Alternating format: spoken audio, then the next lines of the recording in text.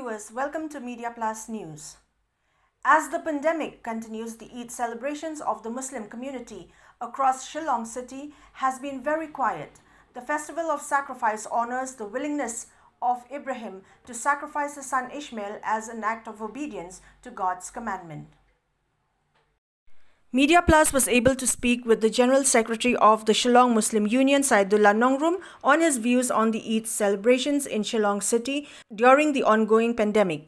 Locally, it is mostly called Bakr Eid. It is the remembrance of Holy Prophet Abraham, whose son was given the thing. For him, it was saved by angel of Almighty Allah. So it was brought the lamb there by this thing. So we remember that, and we used to do that, especially the goat. But big people, if they can do cow also, they used to do even buffalo, even camel.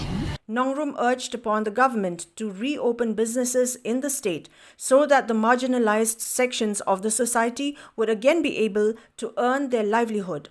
The people of ours see this thing, they are saying, why only the Muslim will suffer? I said, it is the time. We are suffering because government is for us, for all the people, to save their lives, to save from the COVID-19. We celebrate only at home, pray at home. Prayer can be done at home also. Sometimes it is good, for our good it is done. So it is okay.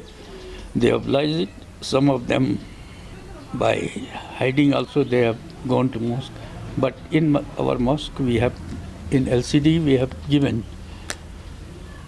there will be no congregational prayer in the mosque. On the vaccination drive for eligible citizens of the state, NONGRUM said that all should be responsible enough to protect themselves from the virus through the vaccine that has been made available by the government. It is as per the government of Meghalaya's order.